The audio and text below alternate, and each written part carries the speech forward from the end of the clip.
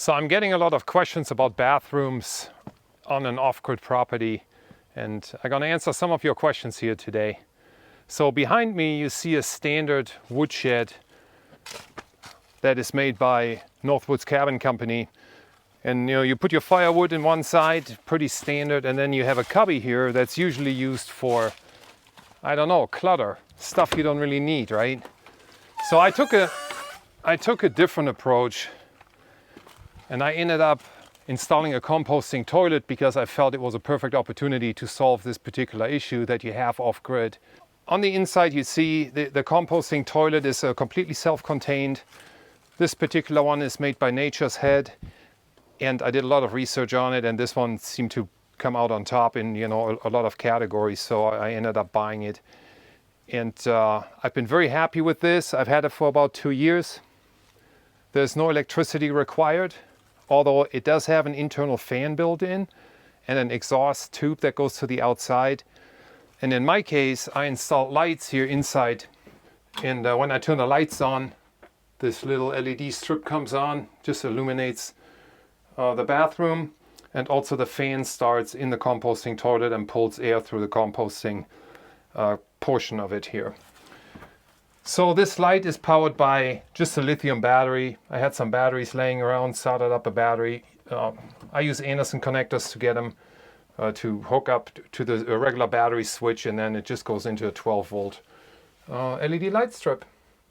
I have a medicine cabinet in here, has some essentials in it, things you need out here or things people might need.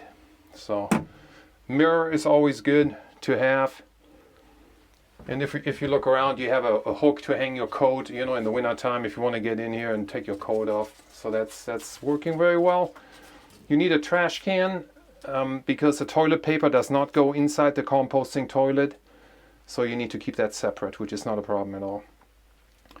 So the concept of a composting toilet is it separates the liquids from the solids, and that's the main concept behind it. And there's absolutely no smell to it. So the liquid goes out the front and it gets accumulated in this container, and you do need to empty it, and that's what you have to do. So I just dump it in the woods, it's just fine. And then the solids go into the back portion of it, and this compartment in the back is filled with, I use peat moss. Nature's Head, the company, recommends some other bricks that you have to break up. It wasn't attractive to me. I just wanted something off the shelf that everybody has. So you fill it half with peat moss. If solids are generated, they end up right there, and you have an agitator on the side of the composting toilet, and you basically want to give it 2 full revolution in the peat moss. It dries it out completely, and the composting begins, and it is phenomenal. The only liquid you need is, I have this spray bottle here, and this spray bottle is water with a little bit of vinegar in it. And what you do is you just spray it in the bowl before you do your business.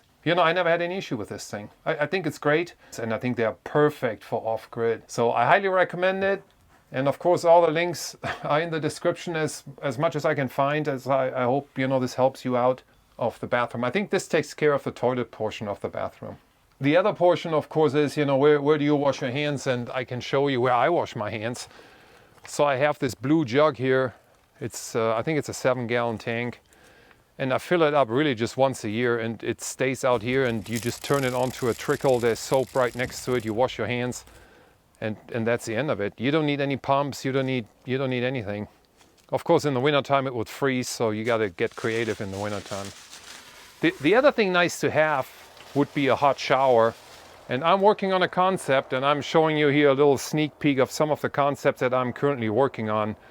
And this I have currently on a project board, and it's completely electric, it's completely solar powered, and it gives me 105-degree water out of my lithium batteries at the cabin, and it's completely sustainable. So it's not much water coming out, but on a 10-gallon tank I can take a 25-minute shower if that gives you an idea.